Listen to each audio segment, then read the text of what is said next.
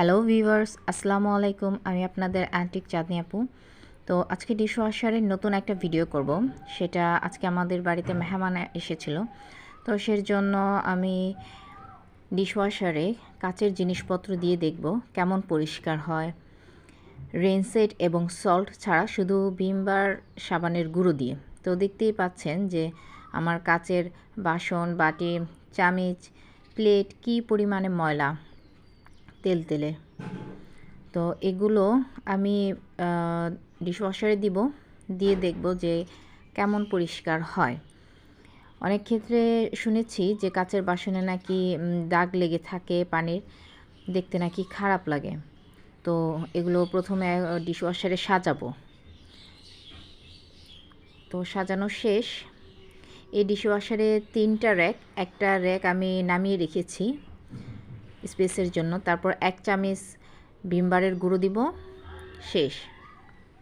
তো এখন দরজাটা লাগিয়ে দিব।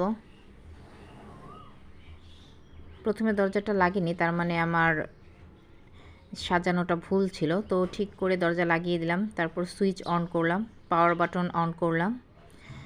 তারপর প্রোগ্রামগুলো দেখলাম যে কোন প্রোগ্রামটা অ্যাপ্রোপ্রিয়েট হবে। তো এখানে আমি সিলেক্ট করব গ্লাস ওয়্যার 2 ঘন্টা 5 মিনিট। যেহেতু এখানে বেশিরভাগই হচ্ছে আমার কাচের বাসনপত্র। তো দেখতেই পাচ্ছেন কি পরিমাণে পরিষ্কার হয়েছে।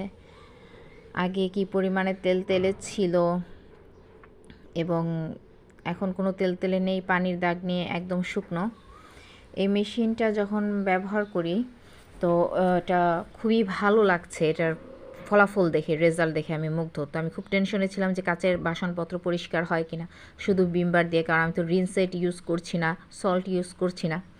তো আমি পুরোপুরি সন্তুষ্ট যে কাচের বাসনপত্র রিনসেট এবং সল্ট ছাড়াই শুধুমাত্র ভিম বার সাবান দিয়ে খুব ভালো পরিষ্কার হয়েছে। প্লেটগুলো খুবই পরিষ্কার।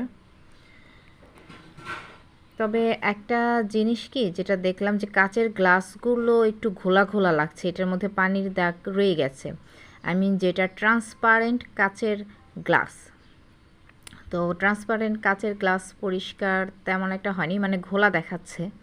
আমার মনে হয় যদি আমি রেনসেট ইউজ করি তাহলে এই যে ঘোলা ঘোলা পানির, মানে পানির যে ঘোলা ভাব এবং পানির যে দাগ সেটা আর হবে না। তো নেক্সট টাইম আমি রেনসেট ইউজ করে দেখব যে কেমন মানে রেজাল্ট পাই, কাঙ্ক্ষিত যে রেজাল্টটা। এছাড়া অন্যান্য বাকি সব কিছু ওকে, কোনো সমস্যা নেই। অথবা আমি কাচের গ্লাসগুলো কি সঠিক জায়গায় রাখতে পারিনি, যার কারণে পানি পৌঁছে গ্লাস মানে ভালো পরিষ্কার হয়নি, সেটাও আমি বুঝতে পারছি না। তো চামচগুলো দেখা যাচ্ছে যে খুবই পরিষ্কার। তো নেক্সট টাইম কাচের গ্লাসের যে স্থানটা সেটা চেঞ্জ করে দেখব যে কেমন ক্লিন হয়। তারপরে আমি বলতে পারবো। ধন্যবাদ সবাইকে। আমার চ্যানেলটা সাবস্ক্রাইব করবেন।